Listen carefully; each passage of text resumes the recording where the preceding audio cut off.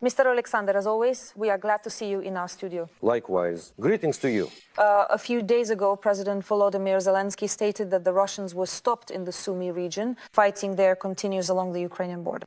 The maximum depth the enemy managed to penetrate is 7 kilometers. I am quoting the words of the commander-in-chief. In your opinion, what goals are the Russians currently pursuing in the Sumy region? What prospects do they have there? As for the Sumy region, the nature of their actions was clear. It somewhat resembles what happened in the Kharkiv region in 2024, about a year ago. It was precisely then, in May, that the offensive began towards Vovchansk, and not only there. And the enemy tried to operate in two directions. That is, the ultimate goal of that operation was to try to get as close to Kharkiv as possible, essentially to take Kharkiv, to carry out an enveloping operation, to encircle it in a semi-ring. For what purpose? In order to create a certain image, to pose a direct threat to the regional center if they managed to enter the city, although they didn't have enough forces, but at least to be nearby on the approaches within artillery range and so on. In order to demoralize, to carry out the acts of terror and so on, and accordingly to put pressure on us, because we understand that in that case we would have had to deploy even more forces there. The enemy had roughly the same intentions in the Sumy region. So there should be no doubt whether Russian troops would have gone further if they hadn't been stopped like that. In other words, the ultimate goal was not a buffer zone, but a buffer zone is always a backup scenario, just as it was in the Kharkiv region. No, we didn't want to go anywhere. It was indeed conceived as a buffer security zone so that Ukraine would not carry out further operations, for example, in the Kursk or Bryansk regions, and that's it. So as of today, this is the goal that the enemy is at least publicly declaring. But the so-called buffer zone can be different. It isn't measured, limited, or restricted by anything. So would they have gone further if they hadn't been stopped now? Yes. Is the enemy now trying to resume the offensive in order to achieve success? Yes, they're trying. They are dissatisfied with being stopped. Moreover, what is being observed in the Sumy region is that they have started bringing the UAV operators very close, taking significant risks. Well, let's put it this way. Traditionally, this isn't done literally, as they say, from scratch.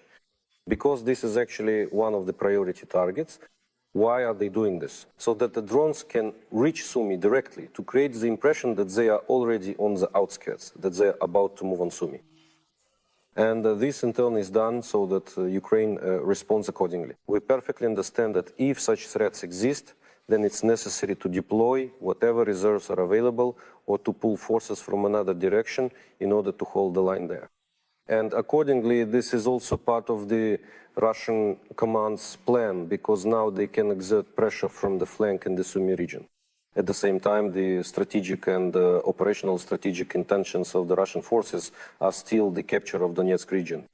This is the main objective for this summer campaign of 2025. That's why Sumy and the Sumy region are important to them. But if you put Donetsk and Sumy on the scales, Donetsk outweighs, meaning it is the top priority. And that's where the largest number of combat engagements are taking place. That's why the Sumy region will now play a role for the enemy in which they want to divert our forces. We will be forced to operate there because the enemy also has a grouping. There are approximately 50 to 55,000 troops, which continues to exert pressure. Accordingly, we are holding our forces there. But there is a particular nuance. I can say that in principle, as soon as opportunities and plans arise, there is no intention to remain exclusively in positional defense there. And can our forces carry out certain maneuvers? They can, as soon as the opportunity arises, and we have enough resources to carry out certain countermeasures at the tactical level. You mentioned the president of Ukraine. It was Mr. Zelensky who announced, for example, that the settlement of Andriivka was liberated in this way, precisely as part of these counter-offensive actions when opportunities arise. The enemy sees this too, they analyze it as well, they understand, and that's why they've somewhat reduced their activity for now. They are reorganizing, regrouping, taking into account the possibility of some counteroffensive actions by our forces. Zelensky also spoke about Russian sabotage and reconnaissance groups that are trying to enter the territory of the Dnipropetrovsk region. According to him, these are measures of informational and psychological pressure on their part. But we can see that the enemy is already very close to the administrative border of the Dnipropetrovsk region. The question here is whether, from a military logic standpoint, it makes sense for them to move deeper into the Dnipropetrovsk region right now. As for the sabotage and the reconnaissance groups, the risks are very high because the enemy is close. Is it clear whether they will try to deploy their own sabotage and reconnaissance groups and special units? They will. For example, I have almost no doubts about that. Why is that? Because, firstly, they are conducting reconnaissance, they are also orienting themselves, and they are carrying out additional scouting. Secondly, they are trying and will continue to try to engage in combat clashes with the positions of our forces, our defense there. And thirdly, will the enemy use its means to strike directly at the Dnipropetrovsk region? Because which part is located on the border with Donetsk region? Yes. Why? Because in this way, the enemy may have plans to disrupt our logistics in the Pokrovsk direction, create problems for us, and expand what is called the gray zone, where normal operations are impossible and which could be dangerous in terms of supporting our group in the Pokrovsk direction. So, are there threats in this direction? This is exactly the kind of threat that exists for the Dnipropetrovsk region. And this is for the near future. I absolutely agree with the opinions that this also has an informational and psychological dimension. Obviously, well, because this is, the spread of hostilities to another region. What does this mean? It's an attempt to boost their own morale internally and to say, look, victory is supposedly near, it's almost here. And to demoralize us, to say, you see, we're losing certain positions, the war is spreading to yet another region and so on. But overall, I have to say that the situation there is under control. There is also an understanding that the enemy may deploy sabotage and reconnaissance groups and use corresponding scenarios to counteract us, and an understanding of where this might happen is already being developed. And our forces are ready to meet and destroy the enemy. But these attacks really can happen. As of today, there are no Russian troops in the Dnipropetrovsk region who have established themselves and are holding certain positions from which they would plan from this bridgehead to continue further offensive actions. They are still concentrated in the Pokrovsk direction. It's quite difficult there. It's not easy for the enemy, and it's not easy for us either. There are rather active battles going on, but they are heavily involved there until things are actually secure there. Why? Because, well, let's put it this way, Dnipropetrovsk region, especially the eastern part of the northeastern part, has landscape features such that there are areas that are not very urbanized, and there are areas of open terrain. From the perspective of holding the defense, of course, it's more difficult than when there are populated areas and so on, there are places. But also from the perspective of an offensive, because you're moving across open ground. So here the chances are balanced, but the odds are more on our side because there are opportunities for defense, there are defensive structures. That's why the enemy is focusing more on the Donetsk region, but they may also carry out certain provocations against the Dnipropetrovsk region. You already mentioned the Donetsk region, the Pokrovsk direction, and around Kostiantynivka, the Russians are also trying to tighten their, well, it's not a ring yet, of course, God forbid, but nevertheless, they are trying to advance on Kostiantynivka from the flanks. In your opinion, is this section of the front the main direction of attack during the Russian offensive campaign this summer and autumn? Yes, this particular area and the Donetsk region as a whole are a priority for the enemy. Why do I mention the Donetsk region? Because it's not necessarily the case that the enemy will operate exclusively in these directions throughout the entire summer or autumn. As the course of combat operations and the history of this full-scale war have shown us, the enemy can shift or, so to speak, branch out their offensive actions. But the main points will indeed be the Pokrovsk direction and Kostiantynivka. I would also add the Siversk direction and in particular the Kup'yansk direction. Why? Because this is constant pressure from the flank and stretching of our defensive line. That's why these directions, including Kup'yansk, will also be among the main ones. They will be putting pressure there, advancing.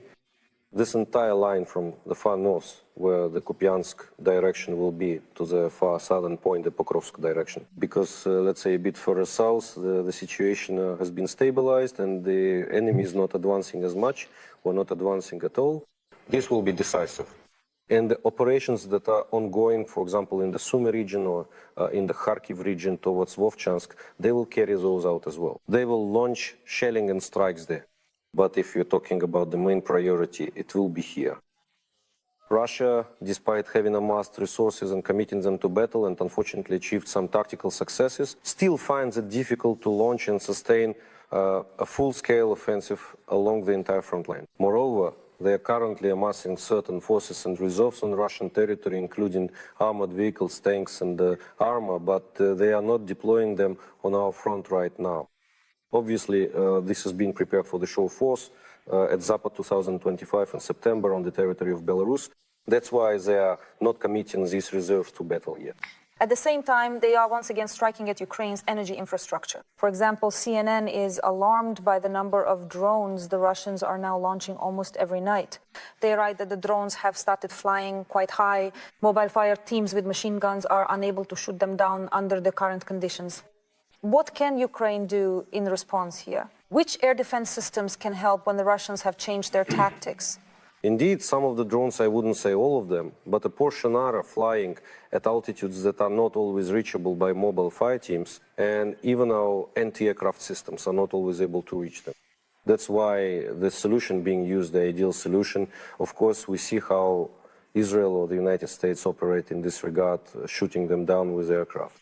When an object is flying at altitude, if you have the appropriate missile and you have an air-to-air missile and an aircraft, this can be done. We also have helicopters and aircraft operating. Wherever possible, they destroy them as well. But there are also other solutions that are now being implemented, and we already have the first results, which are quite good. These are interceptor drones whose purpose is specifically to intercept Shaheeds. It should be noted that the enemy, we can state that they have started to change the drone routes much more frequently now. And if before you could more or less understand how the drones would pass, having certain statistics and data, now that's not always the case. They circle around, they change, let's say, the geography of their flights, deviating from the routes they used to fly by 30, 40, 50 kilometers, or 10 to 20. But even so, it's no longer the same corridor they used to follow. And accordingly, this creates difficulties. But what is a particular feature of interceptor drones? Is that they are also in the air, and within a certain range, they can destroy this drone, the Russian one end, intercept it. So, to be more precise, intercept and destroy it. That is why there is an order from the Commander-in-Chief of the Armed Forces of Ukraine, General Siversk, to employ these methods as well. Aviation, again, there is yet another method using anti-aircraft missile systems that launch missiles. Everything is very good here, but we need more anti-aircraft missile systems and more missiles, because there are a lot of drones, accordingly, and aviation as well. Aviation also operates as much as possible within its capabilities, because, let's put it this way. Once again, experience shows that as soon as a drone enters the field of view into the radar of the aircraft, then its maneuvers no longer matter, it's almost a guaranteed outcome. The drone is destroyed. Yes, but of course munitions here are a scarce resource, and we are dependent on the United States for them, especially against the backdrop of the war between Israel and Iran. It's unlikely that, given the current mood of the American administration, we're talking about charitable aid. It's more likely to be about purchasing, if that's even possible. Mr. Alexander, thank you very much for the conversation. That was Alexander Musienko, a serviceman of the Territorial Defense Forces of the Armed Forces of Ukraine and a military analyst.